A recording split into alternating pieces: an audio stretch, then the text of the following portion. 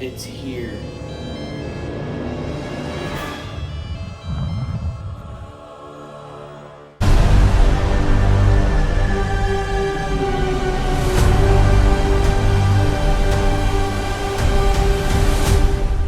Hey, what is up, you guys? In today's video, we have a super duper exciting unboxing. Today, we have the one, the only Hammond collection Spinosaurus. Oh my gosh, guys, this thing, dude, this is my most anticipated figure probably of like all time for the Hammond collection. Well, until we get a T-Rex 2.0, but this thing looks absolutely incredible. So let's just get right into the review portion of this video. So starting with the box, it's the new True Effects line. As you guys can see, they changed up the box from the original one. Bam, there's the picture of this. There's a nice render of the Spinosaurus right there, which actually looks really good. Jurassic World, Hammond Collection, Spinosaurus. Then you have a nice raised logo of the T-Rex logo from Jurassic Park. True Effects up there. Then we go to the side of the box. As you guys can see, what I don't like about the True Effects is how they got rid of the cool, like, photography they did with the toys, but it's fine. As you guys can see, it says Hammond Collection. It's a nice picture of the Spinosaurus. Jurassic Park 3 logo, and on the other side continuing the image of the Spinosaurus, and then Hammond Collection, flipping it around to the back. True Effects down here, nice images of the Spinosaurus, Hammond Collection, Spinosaurus, Jurassic Park 3. And then right here's the bio for the figure. In a pivotal moment on Isla Sorna, the Spinosaurus and Tyrannosaurus Rex battle for domination. As Dr. Alan Grant and others are too close for comfort, the Spinosaurus definitively defeats the Tyrannosaurus Rex and takes the primary predator position, even securing top billing in the iconic movie logo.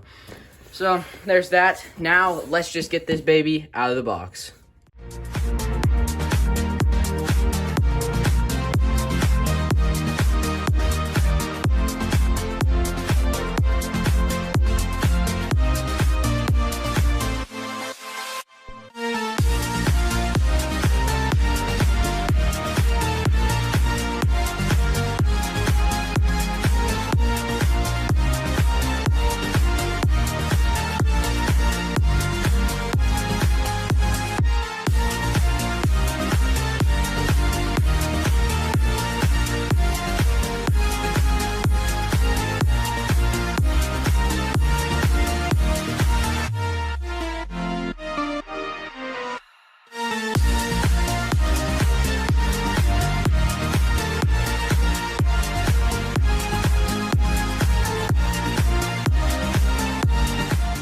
Alright guys, so here it is out of the box, and oh my goodness, does this thing just look incredible, or what? Let me just move all this stuff out of the way. So bam, here's the figure, and as you guys can see, it looks awesome. Obviously, with every Hammond collection, you have to assemble the tail. So here's the tail.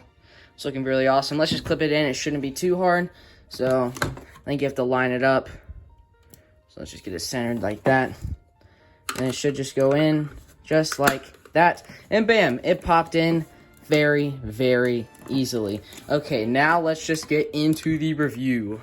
Okay, guys, so starting with paint. This figure has some pretty good paint. As you guys can see, the base color is brown, which I think a lot of people were kind of like, that's not the most accurate to Jurassic Park 3, because I'm pretty sure the Jurassic Park 3 was more like a greenish or whatever.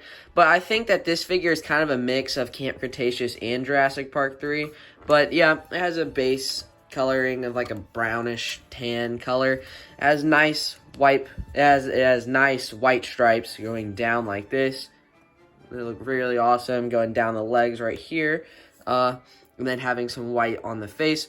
As you guys can see, it also has like a reddish orange for like the top of the head. And that goes down the neck into the top of the sail. It also has some nice dry brushing, as you guys can see, along the neck right here. And you can see a little bit on the top right there. It even has a little bit of black, kind of like in between like the white and the reds and stuff. There's a black around the eye, as you guys can see. And then on the bottom, there's more black. Underbelly is white. It goes all the way down to the tip of the tail, which is amazing. You have the reddish orange at the tip of the tail. Same thing at the top. And then right here, you have like a brown, which doesn't really match here, but that is okay. painted fingernails, painted toe claws, as you guys can see, which is awesome. And then the sail, as you guys can see, it is white. A lot of people were saying that it doesn't have blue, but in person, you can definitely see the blue in between the orange. You guys can see that right there. There's definitely blue there. It's not super noticed. It's not like how it is in the movie, but there is still blue there. You can see it better in person than on camera, but that's looking really awesome. Going into the mouth now, as you guys can see, it's just a basic mouth color. And then the teeth are painted. They also have a little bit of dry brushing on them to make them look more realistic. And yeah, that's going to lead us now into sculpt. This sculpt for this figure is just absolutely incredible. It looks just like the Jurassic Park 3 Spinosaurus. It looks absolutely amazing. It is such an upgrade from the mainline Spinosaurus. It's actually crazy. You can see all the details, wrinkles and stuff. I really like this on the back of the head. You can see all of like the scales and stuff. They're like really big scales compared to like these tiny scales and stuff. You can see folds, nice detailing on the face. As you guys can see right there, there's detailing inside of the mouth on that tongue. Tongue looks really nice in there. Detailing on the arms. The detailing on the sail is really cool too, as you guys can see. Looks very awesome. There's literally detailing everywhere. It looks absolutely incredible. There's some like spikes back here, which look awesome. Here's the underbelly, as you guys can see. It's not really crocodilian like the tail thrasher Spinosaurus. So that's cool. Oh yeah, and then another thing, I guess, going for the sculpt-wise, it does have the smaller feet. It does have... Oh wait, these are kind of hard. Wait, what? Okay, these are definitely the soft teeth, but I think they're a little bit harder than they normally are, which is weird. Obviously, the sculpt inside the tongue it's like squishy. Same thing with the little tendon things inside. I forget what those are called. That's really cool. I guess now I'm pretty sure I've covered. Oh wait, and then the glass eye. As you guys can see, it is a nice green, and it looks very awesome in person. As you guys can see, the eye does follow you, which is awesome. Really like that. Let's see the other side. See if it's any different. Yep, there you guys go. It's a little bit better on this side because there's not as much glare going into the eye, but it just looks absolutely amazing, as you guys can see. I guess now that leads us into the articulation portion of this video.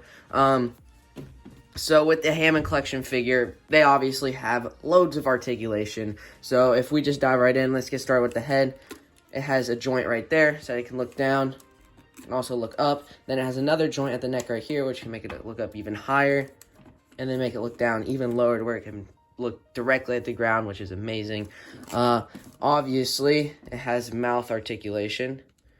It does kind of feel like you're breaking it, though, whenever you do that, but it can open like that, as you guys can see. And then, obviously, it can close it, but you have to be a little bit careful with it. Hold on.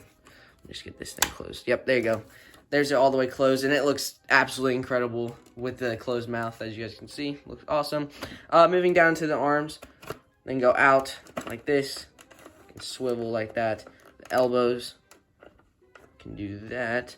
The hands are rubbery, as you guys can see, which is a little bit weird and kind of restricts the movement, especially if the joint is tight. As you guys can see, it's very stiff, but they can bend like this, which looks awesome. They can swivel, but it's a little bit hard. Maybe this side's easier. A little bit. And it's the same on the other side, so I'm not going to do anything there. And then we move down to the legs. It doesn't have the waist articulation that the T-Rex had, which I do like because it kind of messes up the sculpt and doesn't make it look as realistic, I guess. And also that joint would get really loose over time, and then it would just like kind of flop down, which I do not like. So I'm glad they didn't try to put it in here. With the legs, they obviously can move like this, as you guys can see.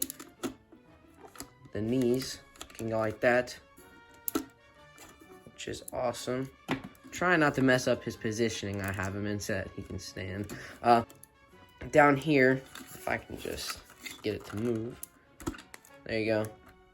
It has articulation down there and at the feet, but it's very stiff because I basically just got this. I just got this guy out of the package, so he's gonna be a little bit stiff. And then moving on to the tail, it has articulation right here, which is a little bit stiff.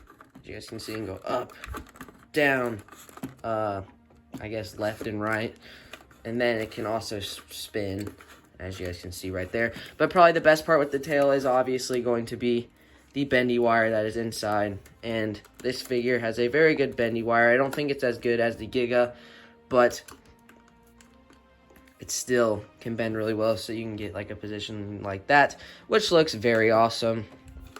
Well, yeah, that's going to lead us out of articulation. That is all the articulation that this figure has.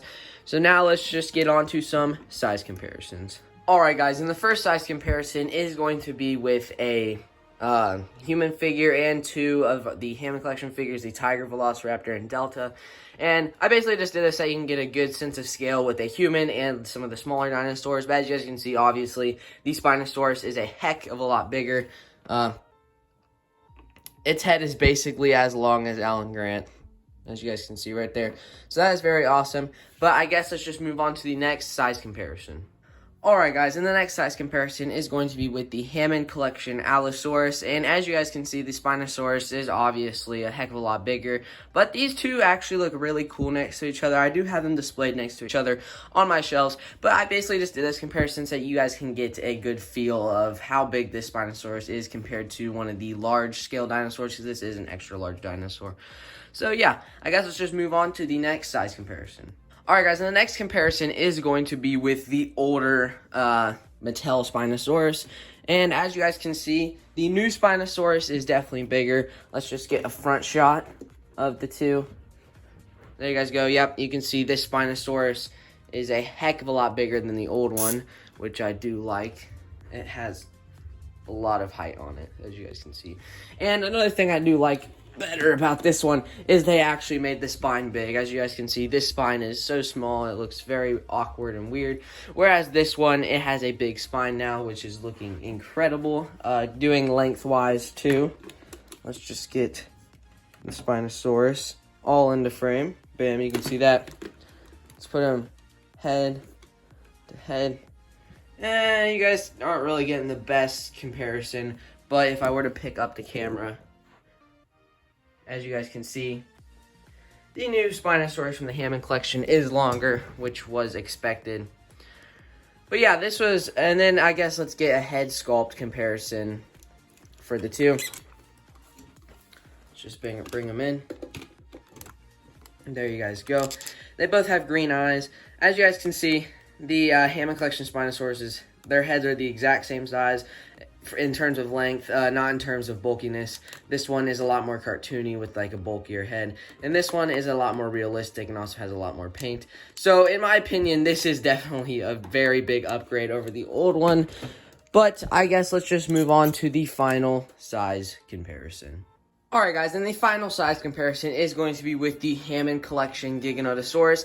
I do not have the Tyrannosaurus Rex, unfortunately. I would compare this figure next to the T-Rex for the Hammond collection, but I do not have it because I don't really like that figure and it's way too expensive now. So, let's just get a look at these sizing. Let's put them right next to each other. Bam, there you guys go. And as you guys can see from this, let's do a front on. I do think the Giga is bigger. I have seen a lot of people saying, oh yeah, the Spinosaurus is bigger. Yeah, in terms of sail, here, yeah, as you guys can see, in terms of sail height, the Spinosaurus is definitely taller, but honestly, just slightly. But in terms of, like, head height, the Giganotosaurus definitely takes it. And also in terms of bulkiness, the Giganotosaurus obviously takes it because the Spinosaurus is a lot skinnier. If you guys can kind of see the hip height, the Giganotosaurus's hips are a little bit taller, as you guys can see right there. The arm comparison, surprisingly, the Giga's arms are actually like almost as long as the Spinos, but the Spinosaurus definitely has a lot bigger hands and a lot bulkier arms just in general. If we get kind of a side shot for the lengths, let's just pick the camera up from head to head. all the way out to the tail. The Giga is a little bit longer than the Spinosaurus. As you guys can see, well, I might need to move the Spino up just a little bit. So there you guys go. That is the sizing between the two. The Giga is definitely bigger than the Hammond Collection Spinosaurus. I know that they're marketing the Spinosaurus as being the biggest Hammond Collection for the large theropods, but that is ultimately not true. The Giga is still just a little bit bigger than the Spinosaurus in terms of body mass, in terms of height, and well, in terms of height at the top of the head and length. But yeah. Alright guys, and that is going to do it for today's unboxing and review of the Hammond Collection Spinosaurus. I hope you guys enjoyed. If you have not yet, make sure to please like, share, and subscribe, and hit the bell to turn on post notifications so you'll never miss another video. And let me know in the comments what you guys think of the Hammond Collection Spinosaurus. This has been ErwinGoG14, signing out. Bye guys.